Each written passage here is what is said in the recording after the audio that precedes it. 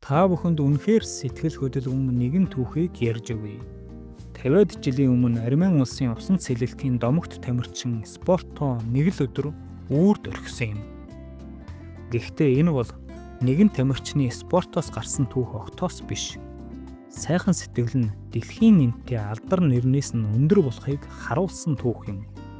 Хүний төлөөх сэтгэл нь алдар хүндээ оргидоос нь давсан нэгний түүх юм.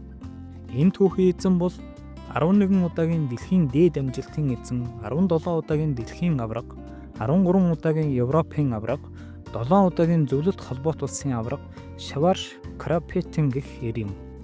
Түүний хүрсэн амжилтын оргилд дэлхийн хэмжээнд том цөөхөн тамирчид хүрсэн байдаг. Магадгүй тэр өдөр тийм эмгэнэлт явдал тохиолдоогүй бол тэр амжилтаа дахин эвдсээр байх байсан биз. 1976 оны 9-р сарын 16-ны өдөр Армян улсын нийслэл Ереван хот. Ажил сургуультай яарсан 100-аад хүнийг тээвэрлсэн нэгэн төрлөө бус 70 дээгүүр явж байхдаа нуурлуу унан асалдав. Энэ агшинд манай түүхийн эзэн усан сэлэлтийн аврах тамирчин залуу нуурын эргээр гүйж явлаа. Нүдэн дээр нь баахан хүмүүс усанд живхийг харсан тэр шууд л гүйн ирж нуурын гүн рүү үсрэн оров. Төрлөө бүсний арын цонхыг нь өшөглөн хагалж хүмүүсийг нэг нэгээр нь яарвчлан гаргаж их.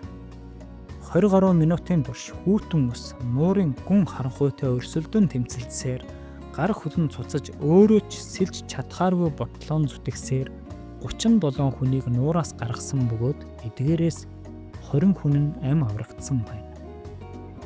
Хожим хойно тэр нуурын гүн харанхуй тул би тэгэхэд гартаа таарсан бүхнийг л шүүрдэж байлаа. Нэг удаа хүний оронд төрлөө бусны суудлын дэр бариад гараад ирсэн. Би үүндээ одоо болтол маш ихээр харамсдаг. Хэрэг би тэгж андуураагүй бол ахин нэг хүний эм аварч болох байсан гэж ихэд харамсан өгүүлсэн байна. Энэ агуу тамирчин нуурын хүүтэн усанд хэд удаан байсны улмаас уушигны хатгалгаа авч тэр явдлаас хойш ахин хизээч сэлж чадхааргүй болж 24 хүн насндаа зодог тайсан. Улмаар хөгжлийн бэрхшээлтэй ч болсон байдаг. Түүний энэхүү гайхалтай түүх тамирчны алдраас нь илүү өндөрт зураадсан юм. Тэрээр ЮНЕСКОгийн өргөмжлөл хүртэж зөвлөлт холбоот улсын гавьяат тамирчин болсон бөгөөд хожим залуу тамирчдыг дэмжих сан хүртэл байгуулж байсан. Бас нэгэн онцлог явдал нь тэр явдлаас хойш 11 жилийн дараа буюу 1985 онд шатаж байсан барилгаас олон хүний амь аварч мөн л өөрөө хүнд гэмтсэн байдаг байна.